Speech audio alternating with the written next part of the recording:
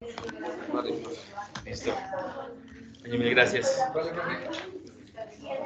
All right, guys. Then, did you guys check the avatar the guys from Casa Creativa created yesterday for that story in the account of the marketing and branding school? Luan, welcome. How are you? Good? That is a nice cape. Okay. I was saying, did you guys check the avatar guys from Casa Creativa created yesterday and they published as a story on the school account in Instagram? Nice, huh? I sent these guys my picture and also an audio from a WhatsApp, and they created a virtual me, like talking, with just the picture and the voice, my voice. But it's not me, but looks like me. It's amazing. Okay. Now, getting into the topic we're going to be addressing today. First of all, we're going to be talking about one thing that is called negotiation, okay, which is one of the most common things to do for a manager, okay.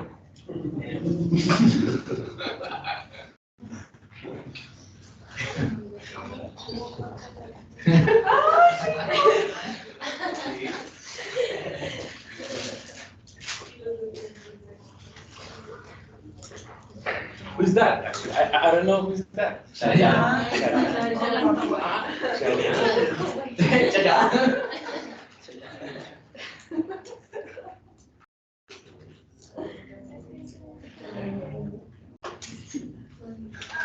Okay.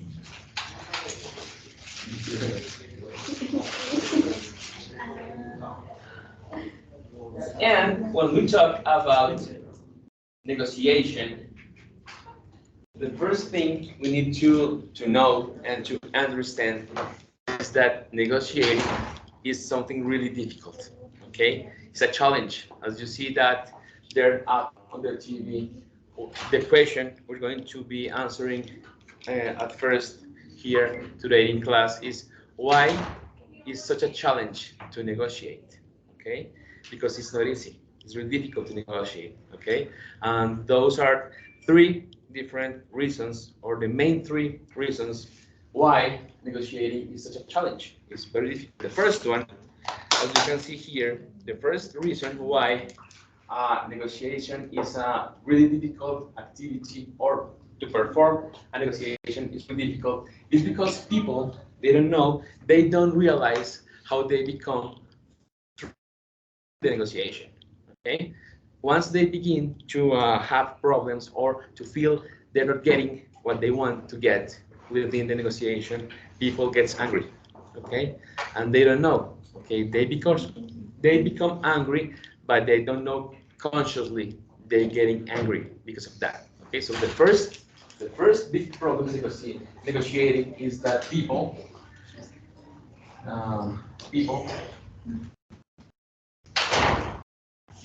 is not aware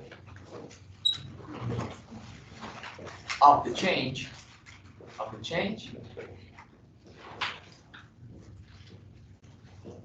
they have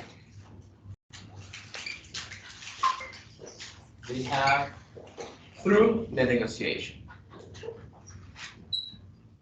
Okay, through the negotiation.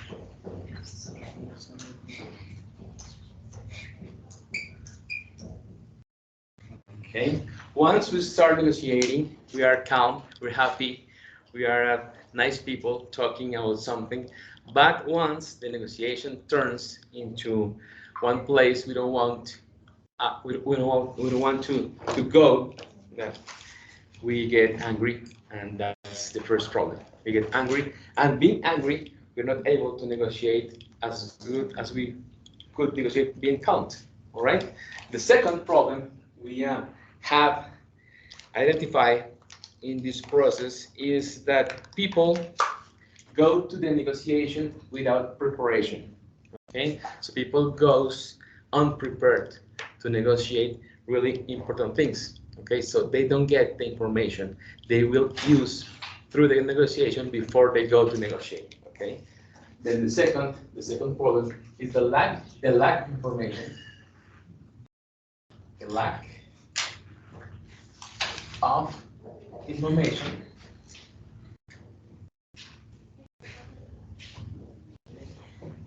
Okay, to actually negotiate. To actually negotiate.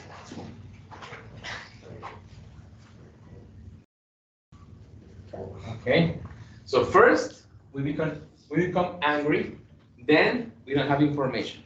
Okay, and the third reason why is a great challenge to negotiate is that we only remember 50% of what the counterpart says. Okay, we all of us as humans, we tend to forget 50% of what the people say to us. Okay, so we choose to remember just some parts of the conversations. Okay, so while negotiating, we decide to remember just parts of the conversation, and we forget all the rest. Okay, so the third big problem is that we forget about 50%.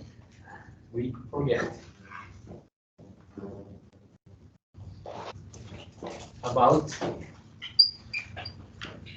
50% of what the counterpart said.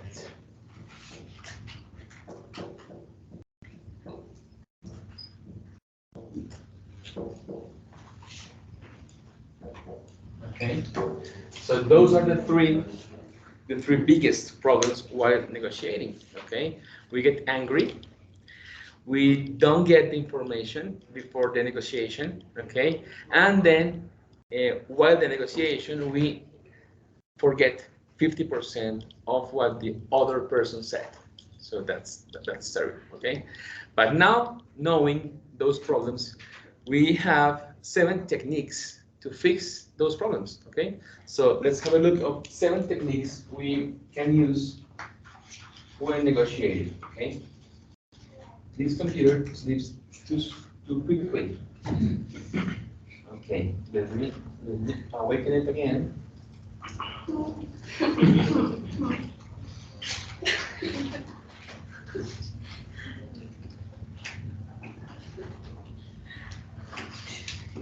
Oh my God. You can check that China for 2 minutes more. No problem.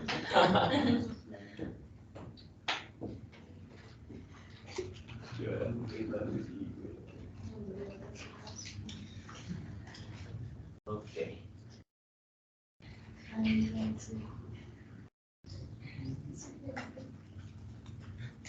Okay. And the first technique we use to fight those problems is called the use of scales. Okay. The first technique is called the use of scales. And what is to use a scale? You can say, I like something so much, but I hate something. Okay. But using so much or I hate is not a numerical information for the counterpart. Okay, so it's better to say from 1 to 5, I like something in 4 or in 2. So that person you are talking to will know the exact amount of your like or dislike of something. Okay, so the use of scales is a really good idea when negotiating because it's going to give the counterpart a real idea or information, numerical information that will let them know actually what you feel exactly. Okay, it's not that good idea to use so much or a lot or nothing or always because those words are not that material. Those are really difficult to convert into numbers. So the right thing to do is to use an scale. Okay, like saying from 1 to 10, I like something in 7, in 2, in 3, or whatever. Okay, so the first technique, let me erase the problems. I'm going to write the techniques. Okay, let me find my eraser, and let's write the 7 techniques.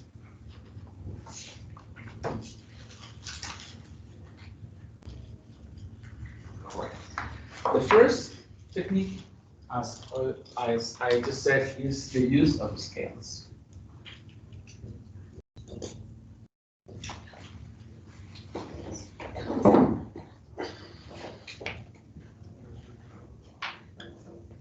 Okay. Second technique is actually, well, they call it do the homework on your counterpart. Okay. Doing the homework on the counterpart is to get the information about the company or the person you're going to be interviewing with. Okay. You need to get the information about the company and the person before you go to that negotiation appointment. Okay. Do the homework is to get the information about the company and the person you're going to interview with in that company. Okay. So is get the information. Before get the information, get the info before you go to the appointment.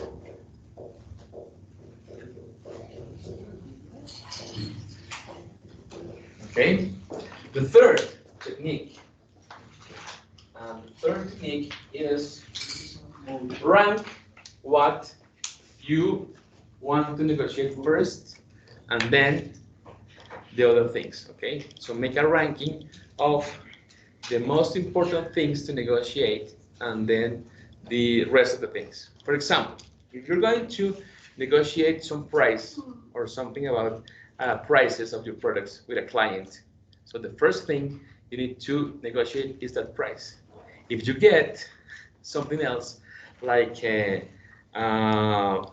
more days, more elapsed days to launch the products from your factory, that is great. But the first thing you need to do is to arrange the prices. Okay, so the technique says have a ranking, have a ranking of importance.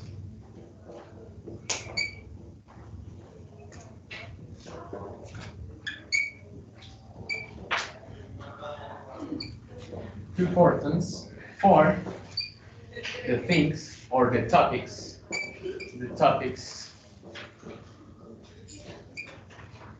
you are going to negotiate.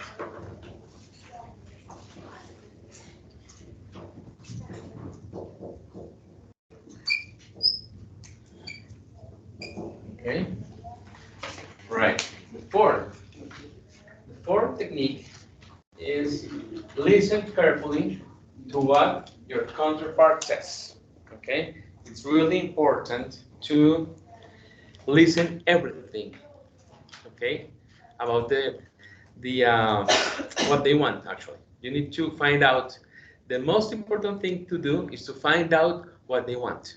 Okay, because when you find out what they want, you just consult with your mates within your company to find out if you can give them that.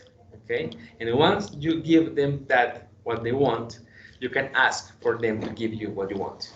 Okay, so listen carefully what to everything that they say is the fourth technique. Listen carefully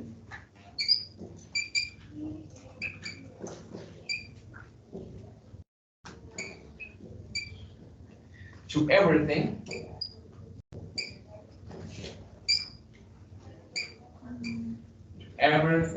the counterpart says.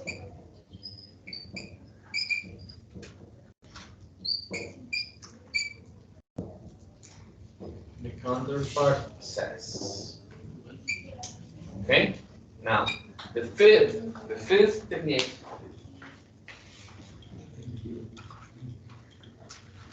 The fifth technique, the name of the technique is have the confidence to make the first offer. Okay, that means being confident and offering a number first.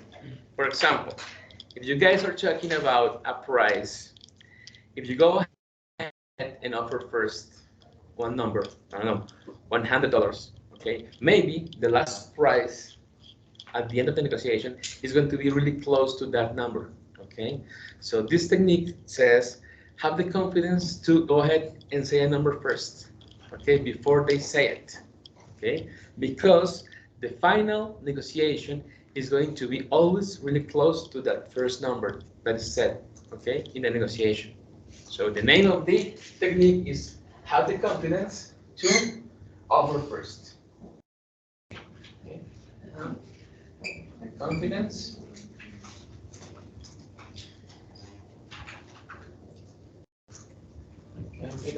to offer first.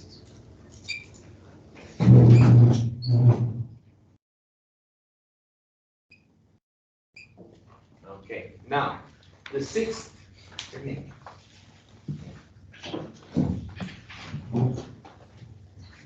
The sixth technique is share some information with the counterpart. Okay.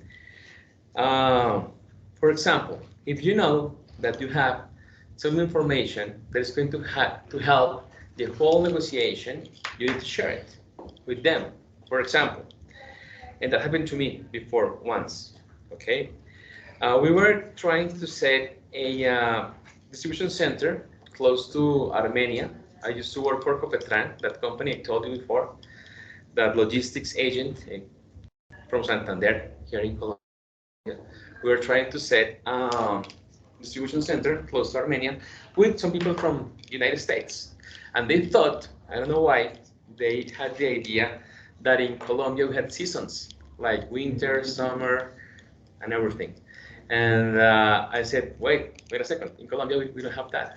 You have the same climate, okay, the whole year, okay? So close to Armenia is going to be hot weather all the time, all year long, okay? So that information that I shared helped the whole negotiation to go well, okay? So when we share information with the counterpart, that makes them to feel better about giving us things through the negotiation, okay? So it's good to share some information with the counterpart, okay?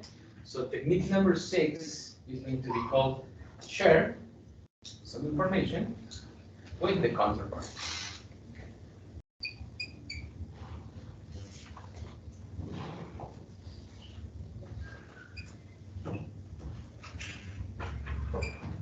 With the counterpart.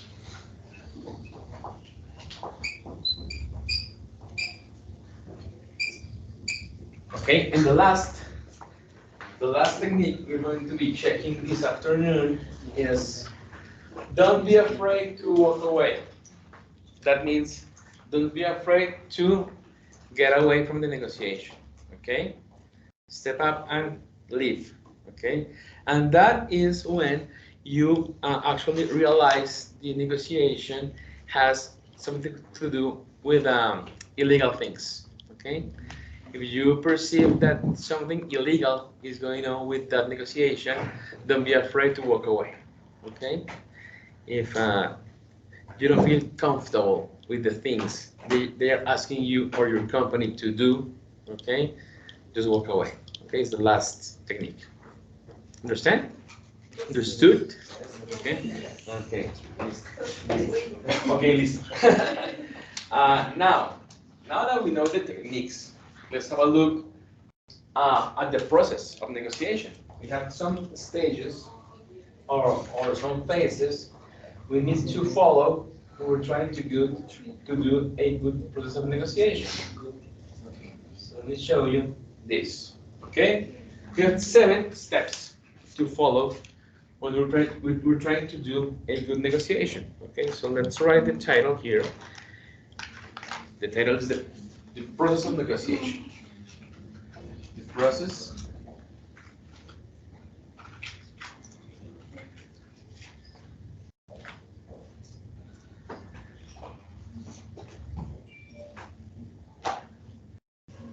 okay. And the first step would be to set the goals for the negotiation. Okay, first step is called set the goals.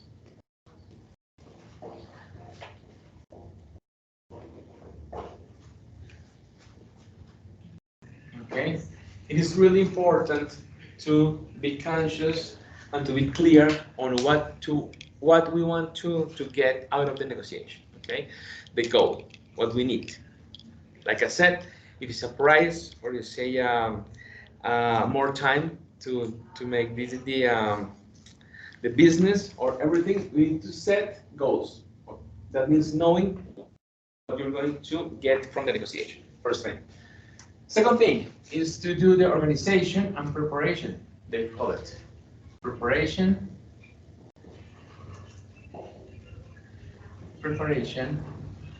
and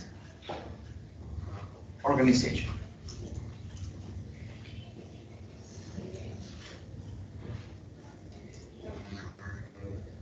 Okay, those two words are pretty much the same, and that means you need to set the time, the place, the day, or the details for the logistics of the appointment you're going to set to do that negotiation. Okay, so the date, the place, who is going to be there, how many people from each company.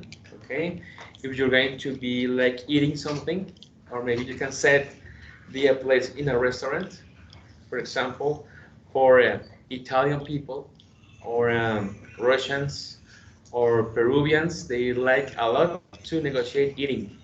Okay, so it's a good idea to set the place in a restaurant. Okay, and they're going to be really happy eating, and they're going to be willing to give you better deals because they're happy. Okay, they're eating and they like it. Okay, so preparation and organization. Okay, the third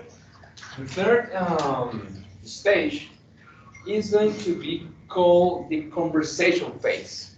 Okay, conversation. Conversation like this. Phase. Okay, so phase with PH. Okay, not face, but phase.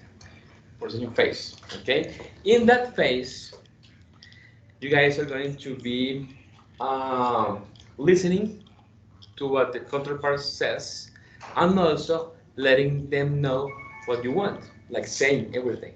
Okay, the um, the theory of negotiation says that first goes one part and after that goes the counterpart. Okay, that also never happens. Okay, people doesn't go in that order, they interrupt the other a lot. Okay, but the ideal thing to do is to first go one part and after that go the other part. Okay, we can distinguish two parts within this phase. It is going to be the first is going to be the creation of empathy. Okay, creation of empathy.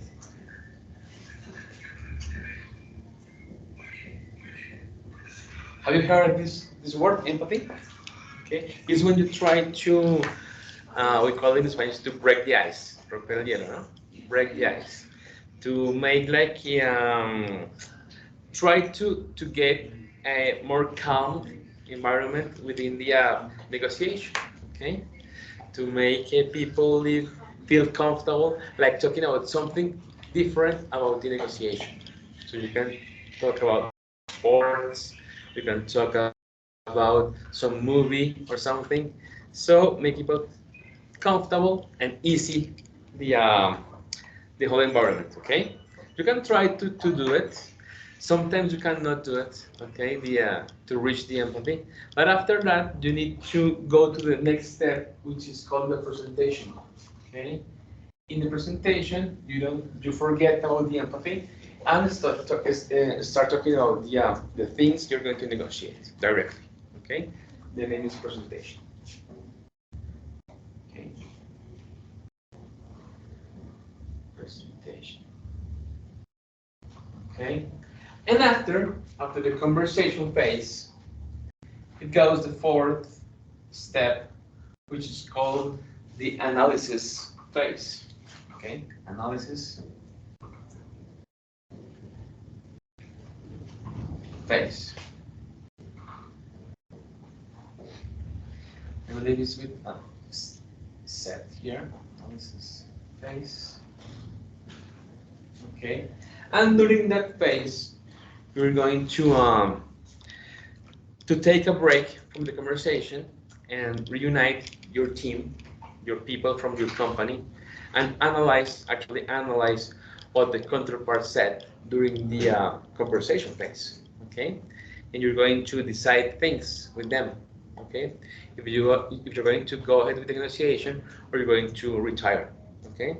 So in this phase, you're going to decide if you can negotiate or not, okay? But just with your people, okay? Maybe outside of the room, okay? Or maybe you can say something like, okay, we're finished for today. We're going to restart the negotiation tomorrow morning, okay? So you have the rest of the afternoon to talk with your team about the things they said in the conversation phase, okay? And after that, after you do the analysis phase or analyzing the situation, okay, the fifth step is actually called the negotiation phase, okay?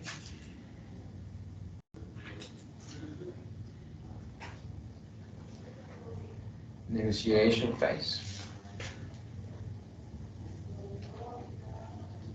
Okay, and during that phase is in the one that people is going to be doing the arguments, all right? So are going to say we agree with the others or disagree, and if they are obviously agree with the others, they reach the sixth phase, which is called conclusion. Okay? You're going to be seeing Chadan again.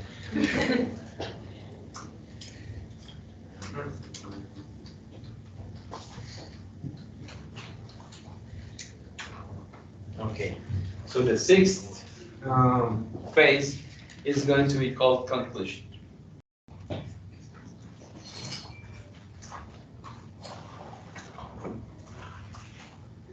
Okay, and that means in this phase we can have two results: deal or no deal.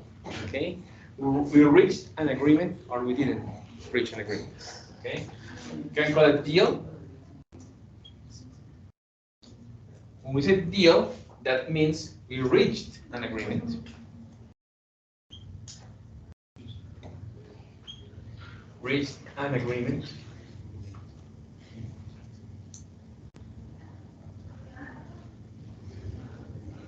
And no deal means we didn't reach an agreement.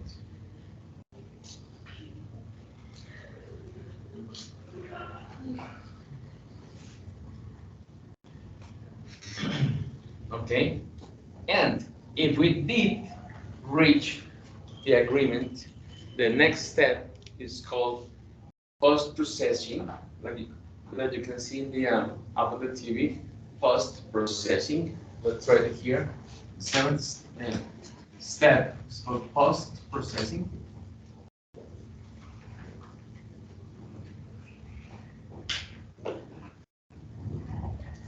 And we also can call that one implementation.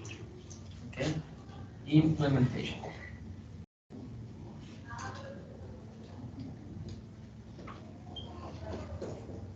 Okay, and this phase is doing what you actually go ahead and accomplish all the things you negotiated before with the counterpart. Okay, understood? Everything? Okay, so let's move to the next topic, which is, let me check, the skills. The skills of a good person that practices negotiation.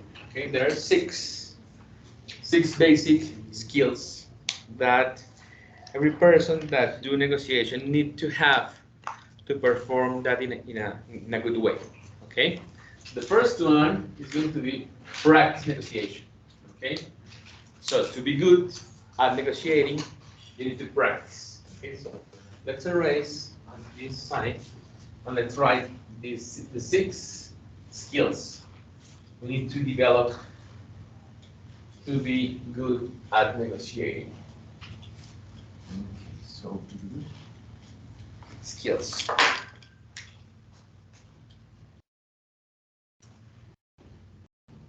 And the first skill, like we said before, is practice.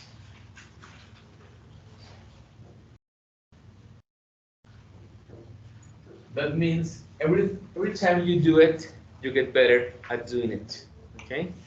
So if you negotiate a lot, you're going to get better and better and better every time you do it.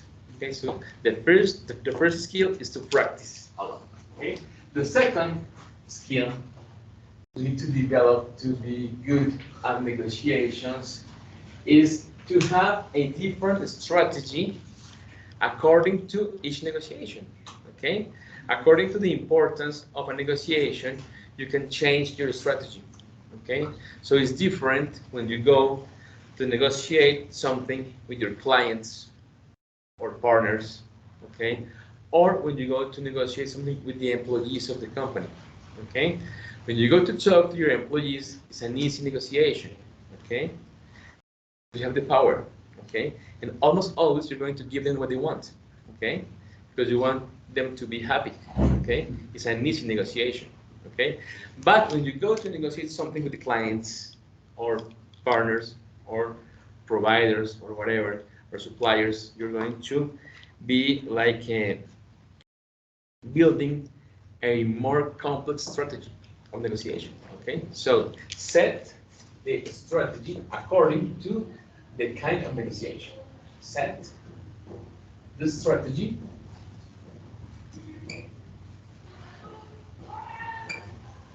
according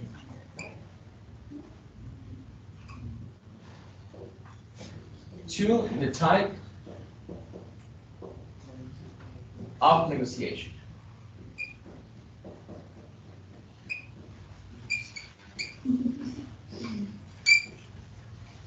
Okay, let's move this a little so Chajan doesn't come up again.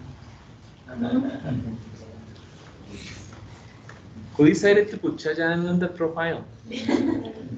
That's weird. Do you guys like Chajan? Yes. I thought you guys I love didn't know who Chayan was.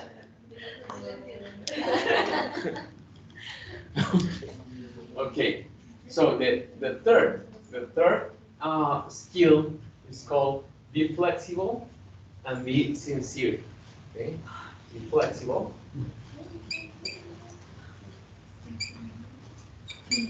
and sincere. Okay, first of all, flexible. You need to know that when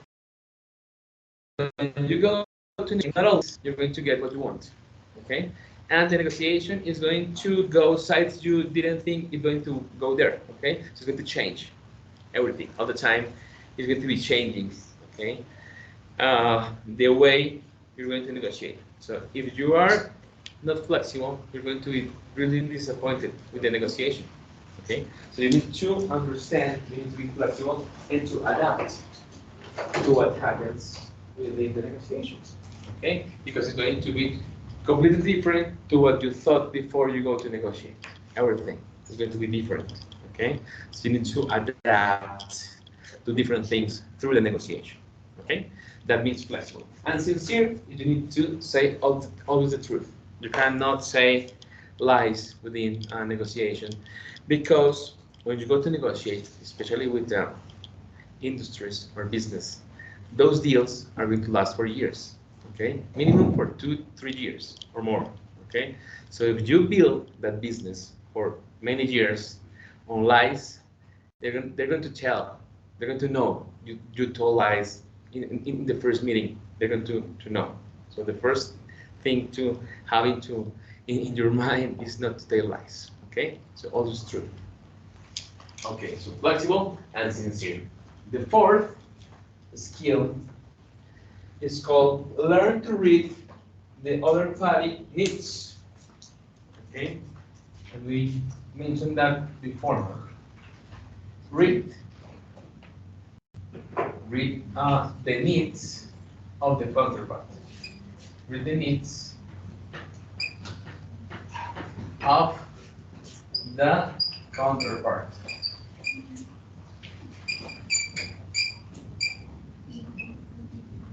Okay, and this read the needs is understand what they want, basically.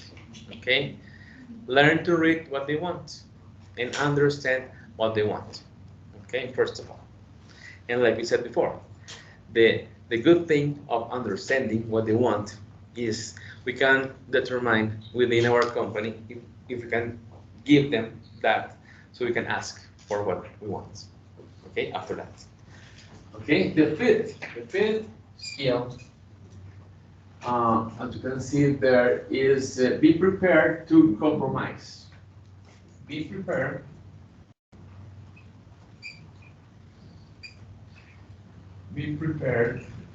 to compromise.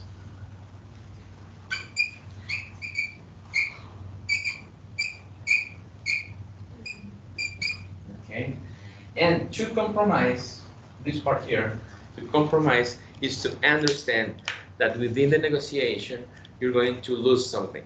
Okay, you need to give them something in exchange of what you want to receive. Okay, so that compromise you're going to make is to give that. Okay, to lose something. Okay, in exchange for what you want to receive. Okay, so be compromised. Okay, and understand you're going to lose something. Okay, and the sixth and last skill we're going to be reviewing this afternoon is, like you can see out there on the TV, is start visualizing your gains, not your losses. Okay, you need to be focused in what you want to win. Okay, not on what you want to you're going to lose. Okay, so you need to keep positive. Okay, and always thinking how in the top of mind what you're going to get to win, not what you're going to lose. Okay, so the sixth skill is start by visualizing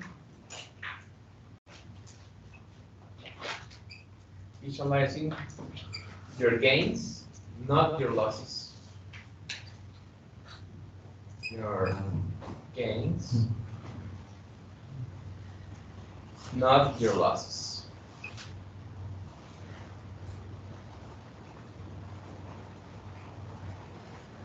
Okay, so those are the six technique, the six skills you need to develop to be good at negotiating. Understood? Everything? Okay. Let's move on to the next image here. Okay. This one here. It says negotiation strategies, but it's more like the stages of integration between two partners. Okay. Like, as you can see, let me erase this side here. I'm going to do that drawing here in the board.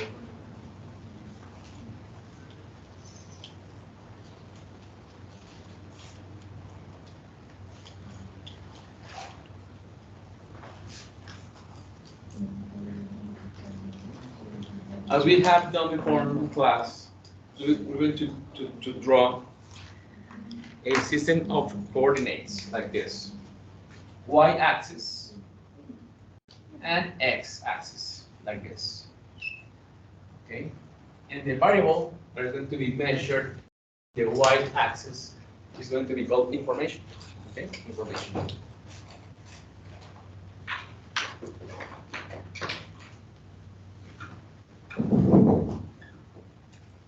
Okay, or it's also called the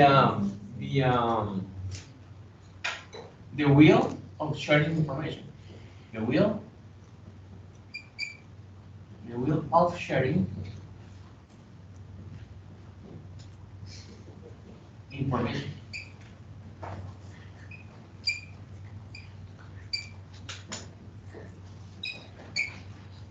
Okay, so how much are you willing to share information with the counterpart? Okay, that's going to be measured in the y-axis. Okay, And in the x-axis or horizontal axis, we're going to be measuring the variable trust. Okay? Trust. Trust. And both variables are going to take 3 measures. The first one is going to be low, medium, and high. Okay? For both, it's the same. For trust and for information, they take those 3 values: low, medium. ¿Listo? ¿Terminaste?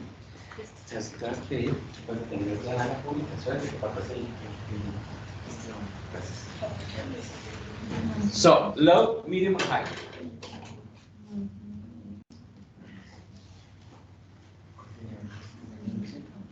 Okay.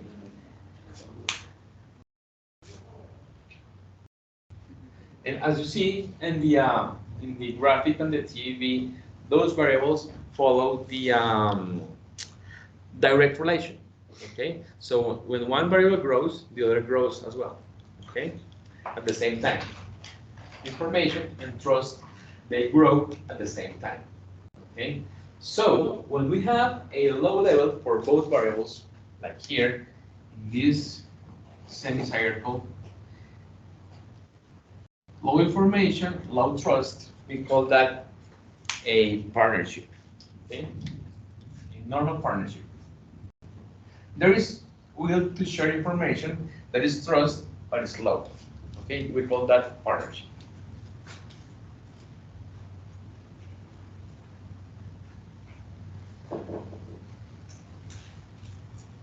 Okay. When we have medium level for both variables, this part here, so we have medium will to share information and medium trust. We call that a smartership. Okay? Smartership.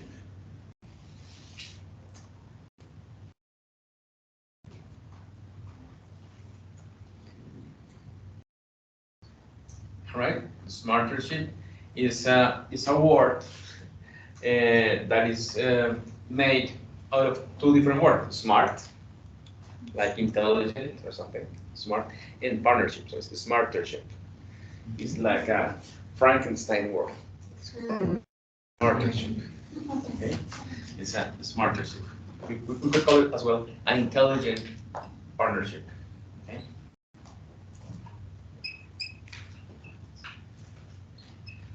An intelligent partnership.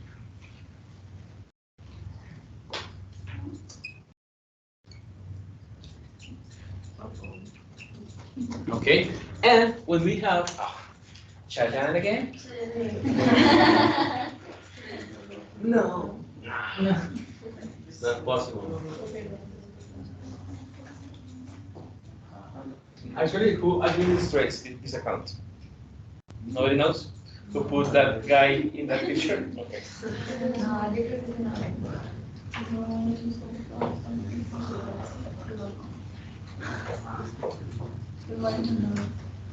Okay, in the last step of integration between two parts, I mean the part and the counterpart, is going to be when we have the high value for both variables, meaning that high will to share information and high trust.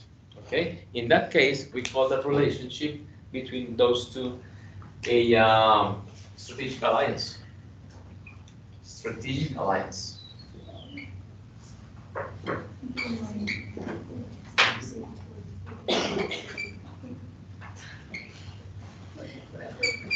Okay, so those are the 3 levels of integration between 2 parts within a negotiation.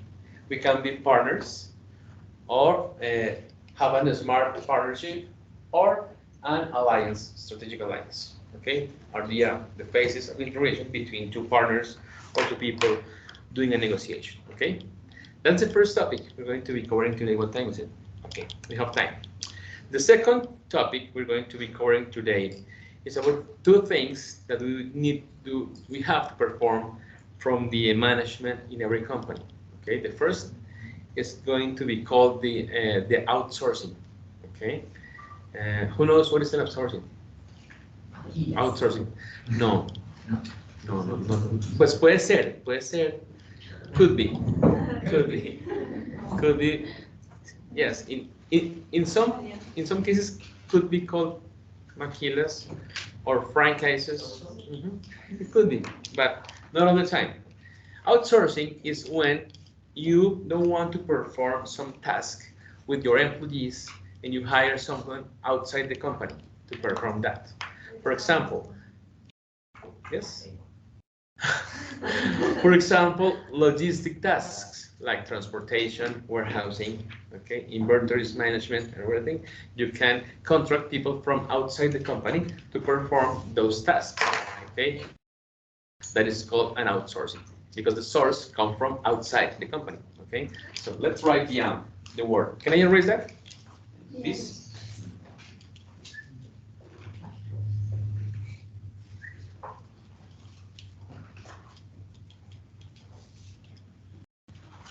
Okay. Now, talking about outsourcings, we're going to check a couple of concepts within the big concept of outsourcing. Okay, so let me show you some of the images that I brought. The first one is going to be this one. Okay, those are 6 reasons why it is a good idea to do actually an outsourcing within our companies, okay? So first of all, the first reason we have to do outsourcing is because it reduces costs, okay? Especially when we're going to perform a logistics operation, it would be so costly to buy vehicles like trucks, okay, or to buy warehouses, okay, to hire a lot of people to perform those tasks with the vehicles and within the warehouses, okay, it's going to be so costly. So it is better to hire the whole service outside with a logistic operator, okay, with a network operator, okay, like Servientrega, Interrapidísimo, many different so good operators here in Colombia. Is less costly to hire the whole operation with another person outside as an outsourcing than to buy the whole package of warehouses, trucks, and everything. Okay, so the cost is going to be better when you hire an outsourcing. Okay, the second reason is going to be you will get to focus in what you do, in producing. Okay, when you hire the outsourcing, okay, they're going to be on charge of doing so many different things that you don't know how to do. Actually, like transportation, like warehousing, like the management of inventories and everything. Those activities or tasks are going to be responsibility of them, not yours. Okay, so you can get to focus all your efforts in doing what you know how to do, your product. Okay, so you can focus in doing what you know how to do, the product. Okay, and don't care about different things that you don't know how to do, like transportation and all the things that I just said. Okay, the third reason is going to be it is going to enhance the efficiency and the quality. Okay, because the company you're going to hire to do all the logistics knows how to do those logistics with quality. They're going to do it good. Okay, it is almost sure that if you buy the trucks and hire people and buy the warehouses and hire people to do all the things, the quality that you're going to get is not good, is not going to be as high as the quality you get from the operator. Okay, so you know those are experts in those things, so you ensure that you're going to get quality from them. Okay, So you're going to get efficiency and quality because you're hiring experts to do those things. Okay? Okay, the next reason is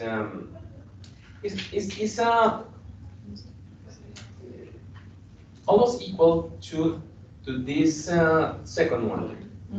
You transfer responsibilities. Okay, it's almost the same.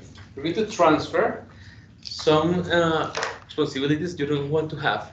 Okay, transportation or warehousing or security or everything. You're going to transfer those responsibilities to the outsourcing. Okay, it's almost the same as the second one that we said. You're going to focus on what you know how to do. It's almost the same.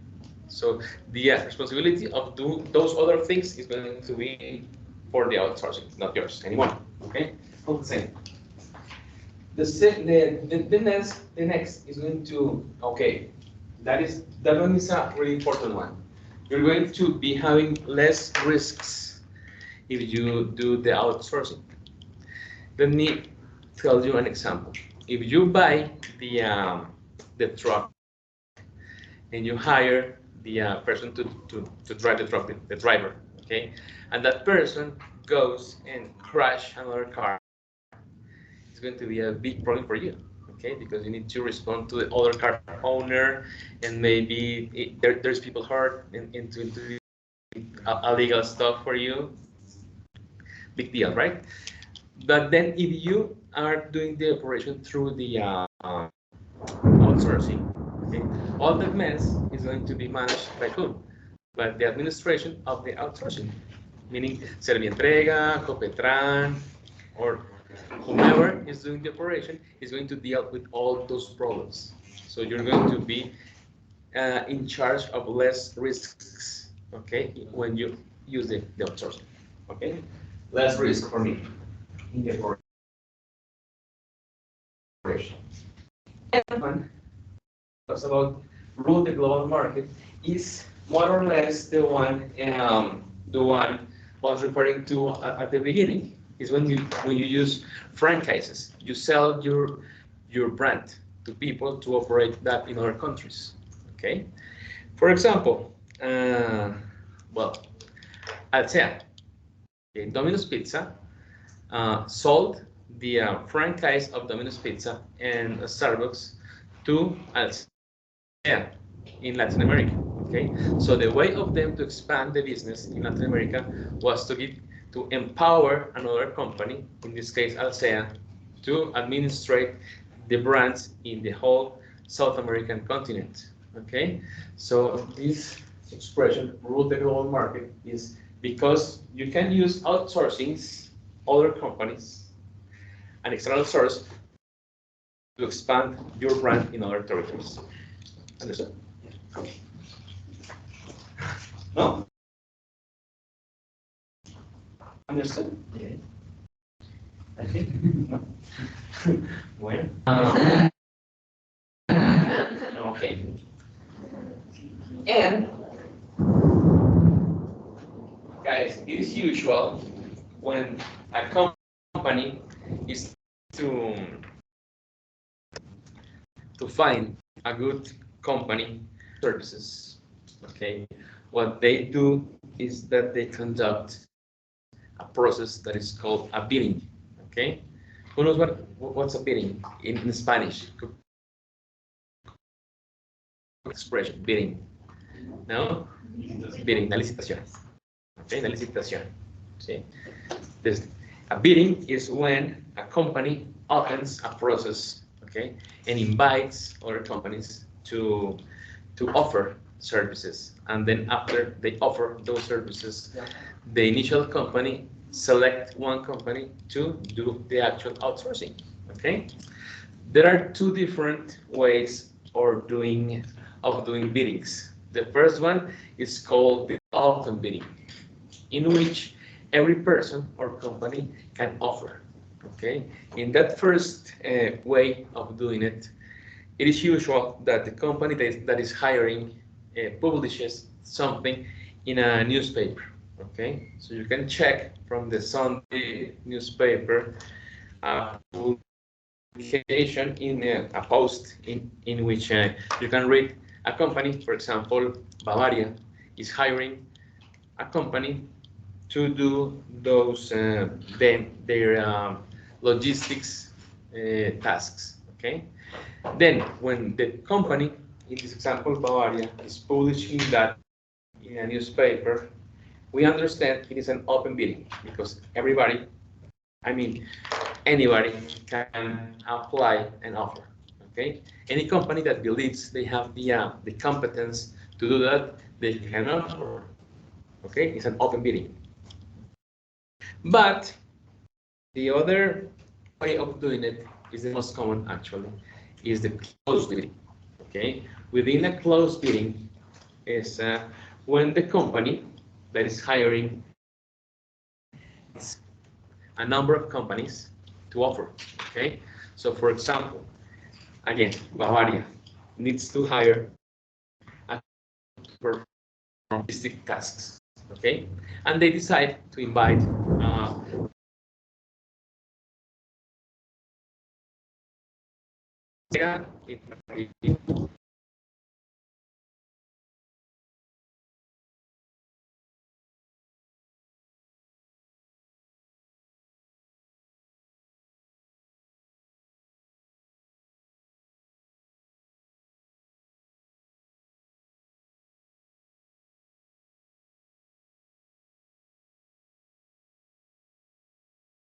okay, that we know in Spanish is called the licitación.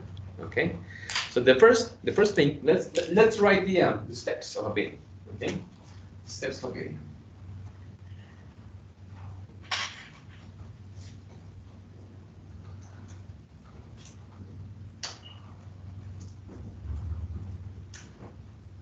Okay, so the first step is going to be called the invitation.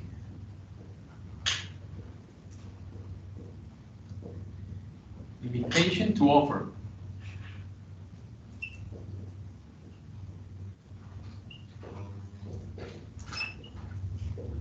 Okay, and as I said before, this invitation to offer can be open to all people. You can publish it in open media, or can be closed. You invite just a number of companies that you, from before you know, can do the task good.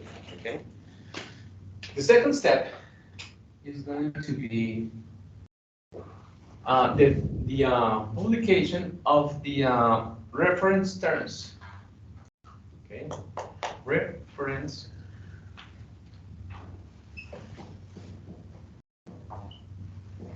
the reference terms. Okay, this is a document. Okay, that is written by the company that is hiring. Okay, for example, in my example, Bavaria is going to write a whole document which is really long, like 300 pages. Okay, explaining what they want. Okay, in that operation. For example, I need a company that has 300, I don't know, trucks and 20 warehouses in Cundinamarca, Boyacá, and Santander, okay, and that can store my products and distribute from those points to the whole country. I don't know. This is a document that explains exactly what the company that is hiring need to construct from those companies, okay, that are going to offer, okay. They publish that and they send to every company that is going to offer this that is called the terms. Okay. After they need to open something that is called the remember how it's said in the meeting.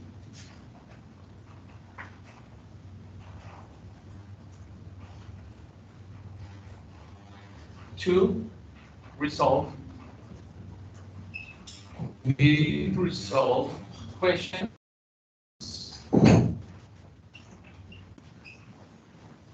about the reference terms.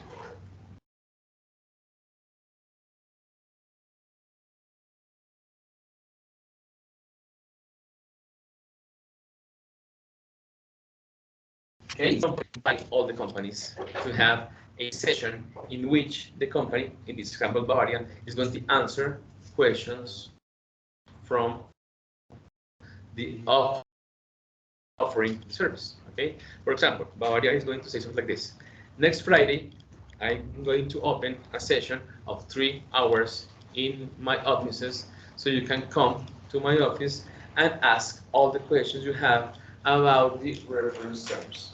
Okay, and the person in charge of doing the bidding from Copetran, Velotax, Servientrega, Interrapidísimo, they go to Bavaria's offices and ask all the questions in order to build the offer. Okay. After that, Bavaria or the company that is hiring is going to set the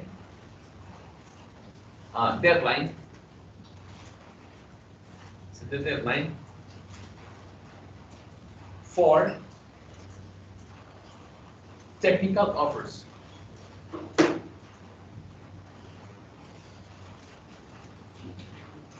Okay, because the bidding is going to be divided into two parts. The first one is going to be about technical issues of the companies offering the service. I mean, in this first deadline, those companies that want to win the bidding, they need to present an offer containing all the technical details. Nothing about prices, nothing about money by now. Okay, this first offer is going to be talking just about the technical characteristics of my company.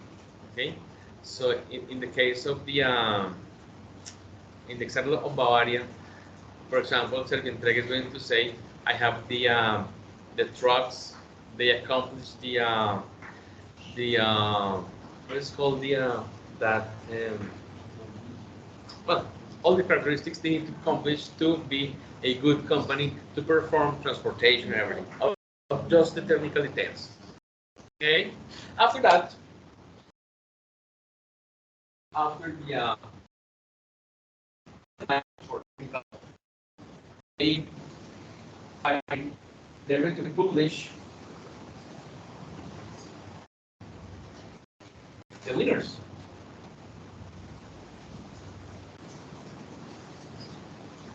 Publish the winners.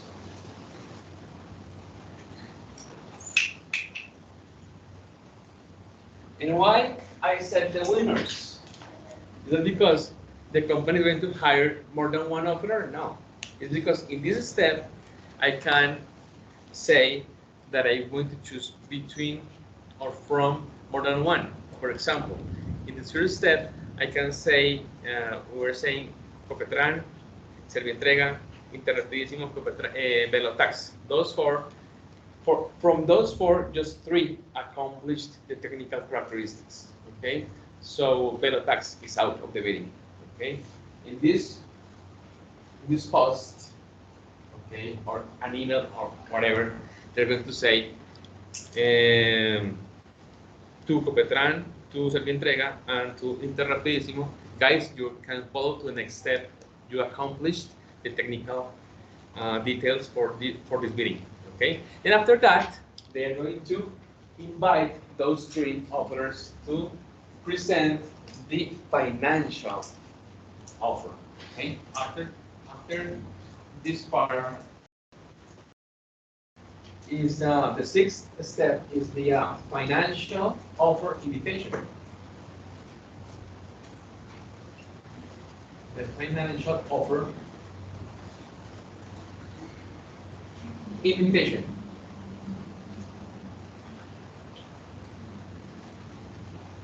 And then again, usually they publish another set of reference terms, but about financial. Again, reference terms.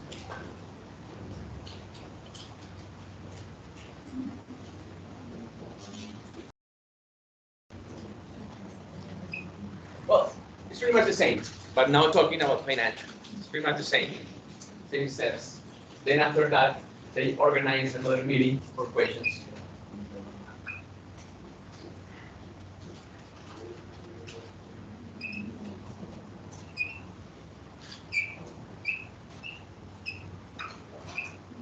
Okay, after that, they again set a deadline for presentation of the financial proposal. Set the deadline.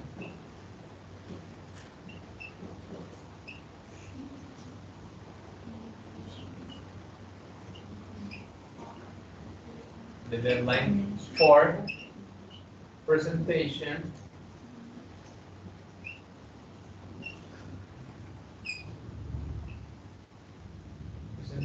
of the financial offer.